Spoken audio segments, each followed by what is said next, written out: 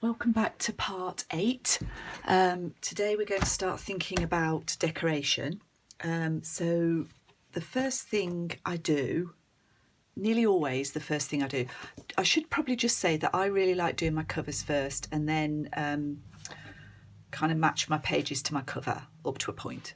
I nearly always make the cover first. So that's where I'm starting today with you.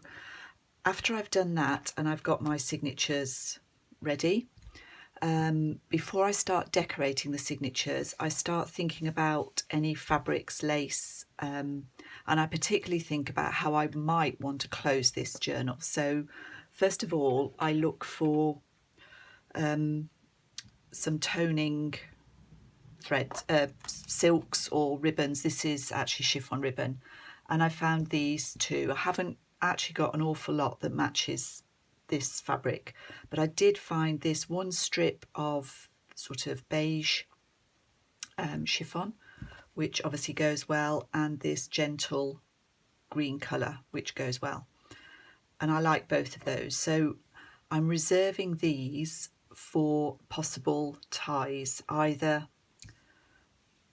with eyelets or probably just wrapped around. I don't know whether I'm going to use one or both, so I'm keeping those to one side. And then I pick out a bundle of other stuff. Not a huge amount, but I try and find, obviously I've got a bit of the fabric left. I've got some cream coloured sari silk. I've got some of this leaf trim, and I've got that in a creamy colour as well, although that might be a bit too light. I found this trim, which I think I might use, I don't know really. Some laces that are more or less a match for the cover, and some seam binding, dyed seam binding, which also tones in, and just a few random bits of lace. These random bits of lace were longer. I have used some of those already. So that I sort of keep to one side, and I may or may not dip into that. I have already dipped into some of it, as you'll see. I have a whole trolley next to me, the IKEA trolley, with scrap paper. Keep it in these pouches, so I've got scrap papers. This is text. I've got coloured. I've got sort of plain, I've got some scrapbook paper, and I've got a box of small scraps as well. So everything to hand really. And I also quite often pick out a few papers, digital prints that I might use to collage with. This time I've picked out Medieval Mirage. On the face of it, they don't match, but the colours do tone. The colours do sort of tone in, and I've got a selection here that I might or might not use. I have used some of it, as you'll see.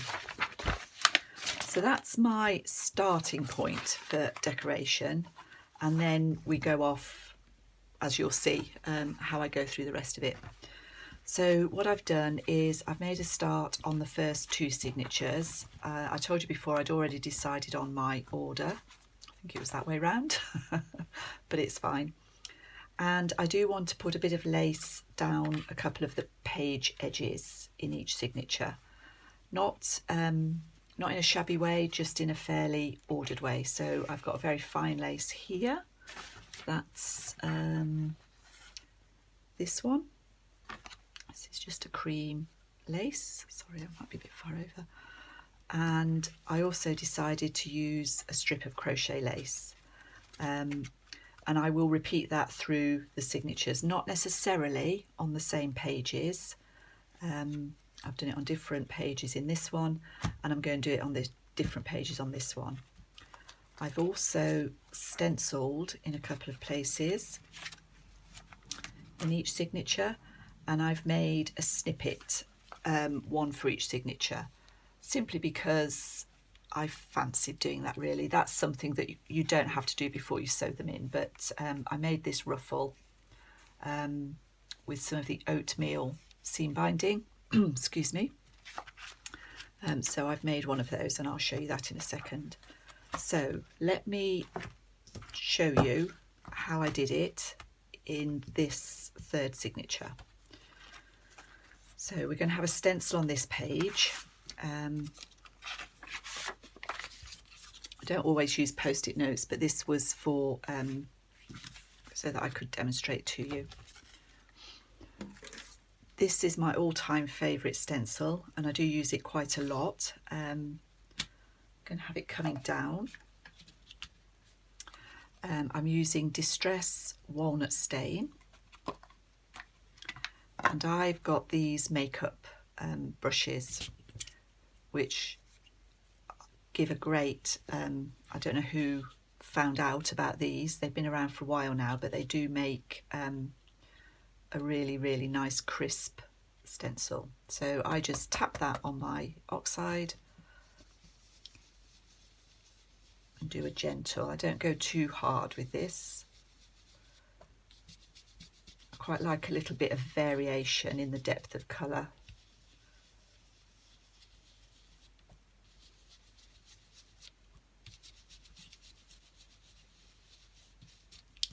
Just lift that up, and that's pretty nice just as it is. I don't mind if I go on to, I mean ideally I wouldn't stencil any of this one, but I don't mind if a little bit of that gets picked up. Okay, so that's my stencil. Just put this away. And I put them back into the order I want them. This page I'm going to put the strip of lace down, and to do that I'm also being hindered by Sleepy Dog. Oh, and as I've just seen, I've actually pinned this to the same sheet of paper, so we'll do both of them. And the way I would do this is to put a little strip of glue. This is my art glitter glue. I don't think I mentioned this when I was talking about glues, but this is a great glue. It's not as thick as the Aliens tacky glue. It dries clear and it dries matte, so it's really good for things like this. You won't see this once it's dried. And then what I'm going to do, let's glue the other one as well. I wouldn't necessarily do these two laces on the same sheet of paper, which means that they're in a sort of opposite position on the in the signature.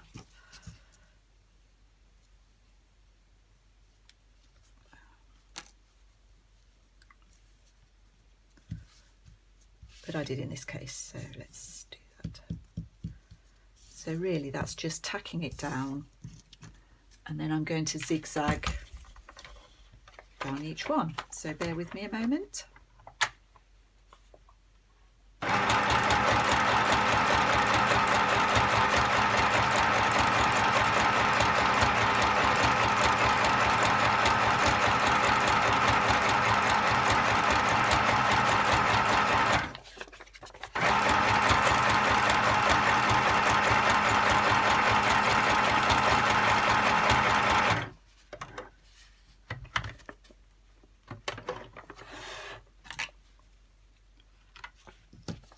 That one, and this one is a bit thicker but shouldn't be a problem for this machine.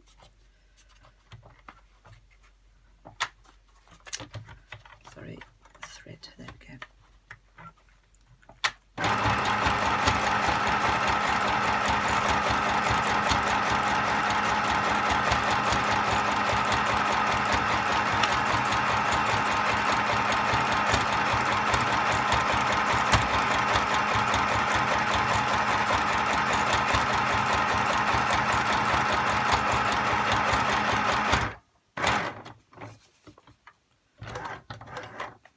So I don't worry about that glue being completely dry on this kind of thing. I only put a very thin strip down there, and I don't know, it doesn't seem to do any harm to this machine, so I don't worry too much about that. And I want this, as I said, I want this journal. It's a simple, neat journal. So trimming it off. So that's our lace tucked on there. This is the snippet. And I've chosen to put it on this page because the colours in this scrap of paper are picked up over here. And that's just serendipity. That's not particularly planned. I think it works because I pick out the toning papers when I'm choosing my book pages and when I'm choosing my collage papers-ish. So I am going to just show you roughly how I do this. There are people who are a lot better at this than I am, and I'd recommend Kathleen Sundby's tutorials and Rachel at Roxy Creations. So I'm just doing a simple one. So I've started with a bit of torn vintage French book page, and I'm going to pop my music paper, which I've also torn, close to this edge. You could do these shorter, longer, wider. It's fine anyway, really. And I just use glue stick for this. But just use what you've got. Your wet glue would be fine, as long as you don't use too much. So we're putting that down there, and I want it well over, because when I've put everything on, I'd quite like everything to be seen. So this one is going this side.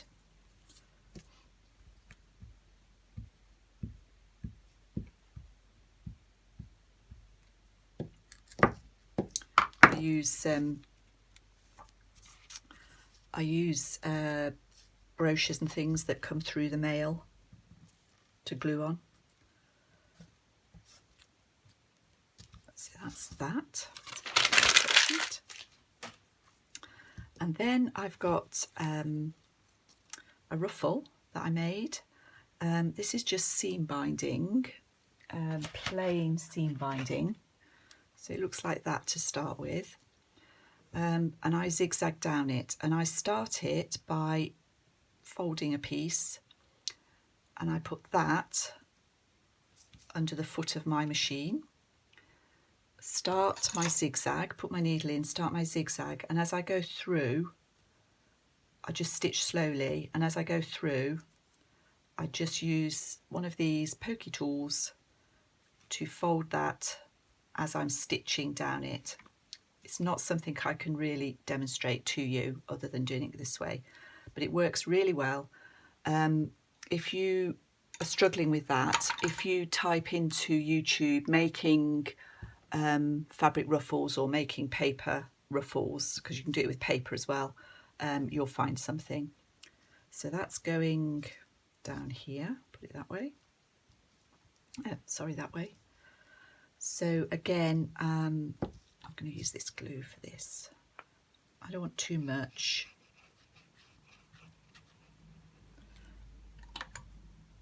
This glue is getting right near the end now. So that can go on there, so I can see a little bit of the music paper. Sorry, I had this as well on the others, so let's put this at the top. This is just a little scrap of lace, and I'm just going to raggedy the edges of that a little bit. That I've cut off this. I don't know if I'm making much sense today. Anyway, do that.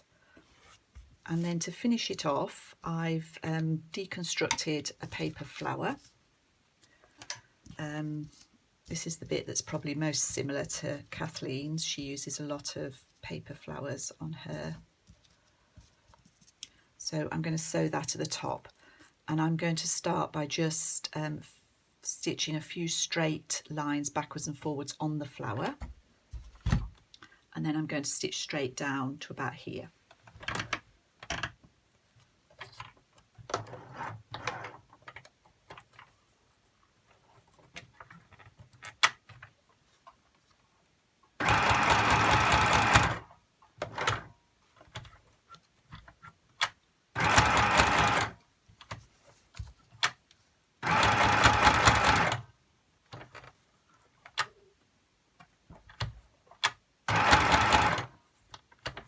Okay, so now I'm just stitching straight down this ruffle, just a little way, just over the zigzag that I did originally. I could stitch, you know, as I haven't put my signatures together, I could stitch this onto the page. I don't like too many I don't like too much reverse stitching on my pages, so I tend to do it this way, and I'm just going to stick that on there. So I'm going to do that now, just so I don't lose this really amongst the debris, which is over there.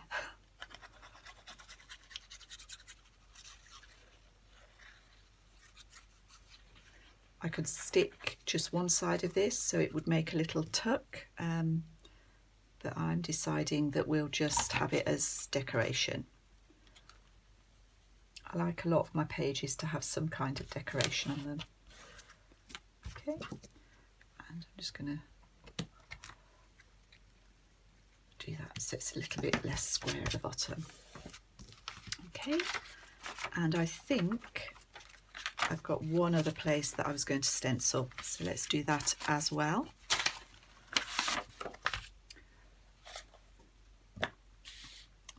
So we use the other side of this.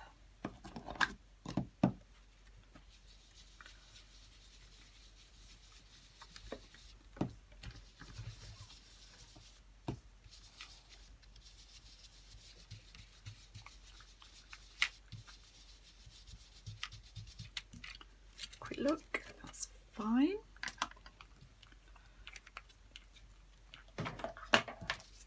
Put my stencil away. So there we are. That's the initial, that's as much as I'm going to do before I stitch my signatures in. The rest of the pockets and things I'm going to do once the journal is put together. So what I'd like you to do now, if you are following me, is we're going to start thinking about our inside spine and putting this book together. So you'll need a piece of thin card. This is much thinner than the card I used for the cover. It's I can't remember what it is gram wise. I think it might be 120 GSM. I'm not sure about that, but it's quite flexible, quite thin, and it needs to be 3.5 inches by 7. So it's the width of our spine plus an inch either side, and it's 1/2 inch less than the height of the book. So it's 7 by 3.5. So if you get that ready, I'll come back with a 5B, I think. I'm not quite sure how I'm going to do this now. Sorry, what am I talking about? 5B? 8B. And we'll go on with this. Thank you for watching. See you shortly.